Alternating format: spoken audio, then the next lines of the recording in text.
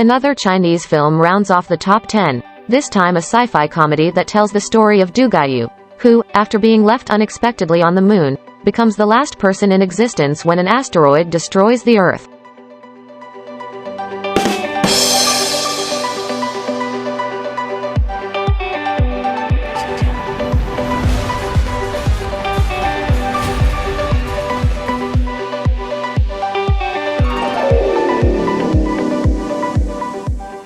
This Chinese war film and sequel to last year's The Battle at Lake Changjin commemorates the 100th anniversary of the Chinese Communist Party and is based on the historical fighting at Funchalen Pass during the Battle of Chosin Reservoir in the Korean War.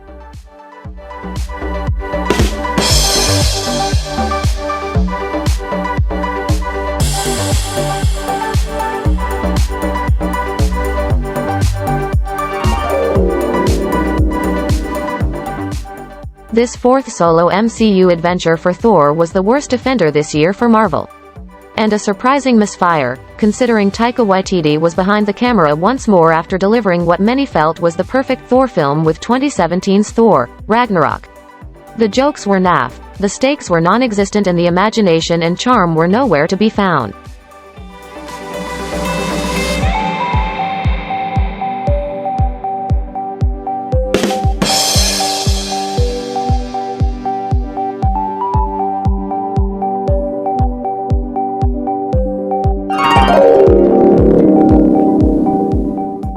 Everyone went nuts for the inexplicably overrated Matt Reeves' Robert Pattinson iteration of The Dark Knight.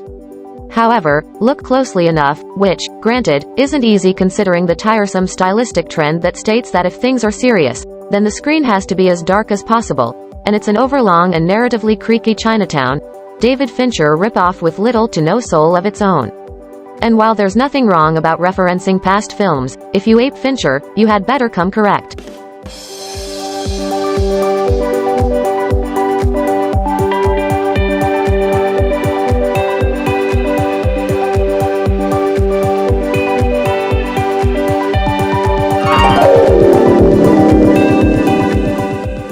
If there was one redeeming film in this year's MCU offering, it was Ryan Coogler's unwieldy but powerful sequel to the cultural juggernaut that was Black Panther. It worked best when embracing its main thematic thrust about the agony of loss and reckoning with legacy, referencing the untimely death of its lead star, the much-missed Chadwick Boseman. It's undeniable that focus was the main issue in this frequently muddled offering that simply tried to incorporate too much, but it did serve as a reminder to studios that the key to success resides less in explosions and extended universes, and more in emotions.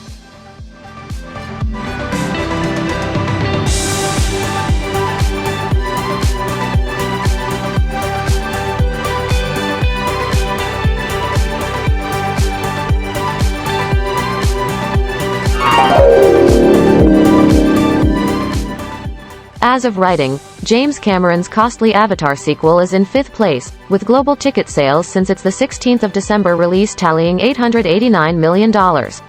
It had the 11th biggest global opening of all time and the 3rd biggest global opening for a film in the pandemic era behind Spider-Man, No Way Home and the aforementioned Doctor Strange in the Multiverse of Madness, earning $441.7 million in its first week.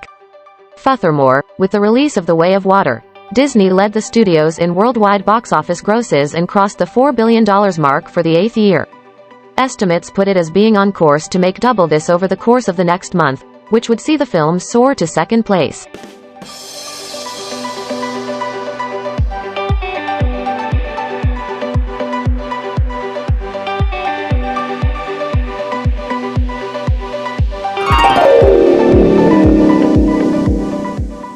Mini-Boss goes to San Papisco. Flawed and not as charming as previous installments, this still yielded some decent laughs. The Minions are just getting started.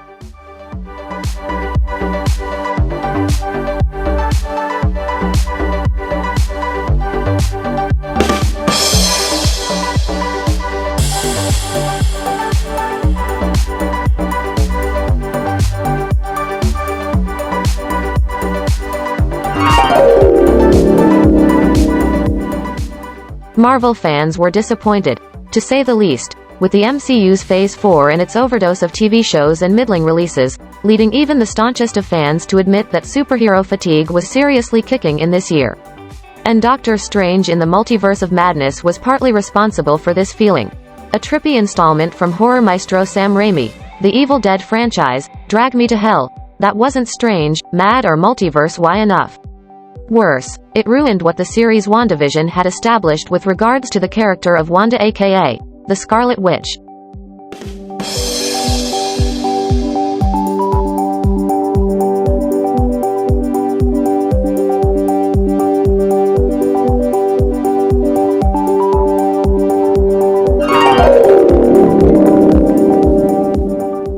Less praise for the final installment of the Jurassic World saga, which did exceptionally well this year. The Jurassic Park franchise became the 10th film franchise to gross $6 billion with the release of Jurassic World Dominion. However, it remained a cynical, narratively barren cash grab with no soul and made you want to scream. Why did you come back, Laura Dern? You deserve so much better. It's depressing seeing how well this embarrassment of a film did, and considering Dominion became the 50th film to gross $1 billion worldwide, you can bet that the bean counters will ensure that we're not done with the dinosaurs just yet.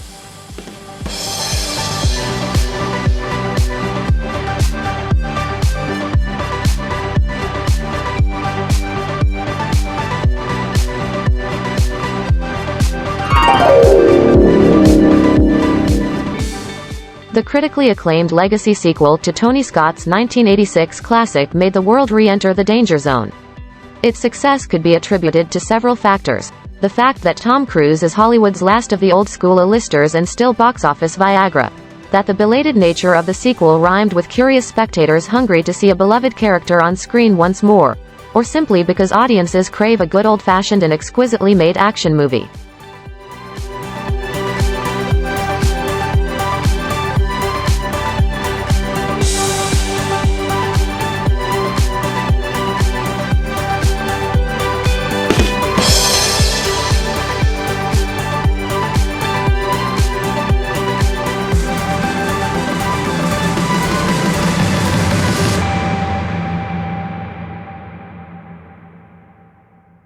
Unsurprisingly, the majority of the top 10 is composed of sequels and big tentpole blockbusters, films which have become safe bets for studios and cinemas looking to get as many bums back in seats and to bounce back after the existential threat the COVID pandemic posed to the industry.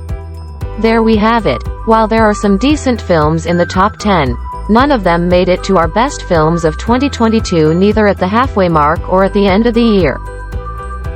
Keep watching us for more and more interesting videos. Do not forget to like, share and subscribe our channel if you have liked the video.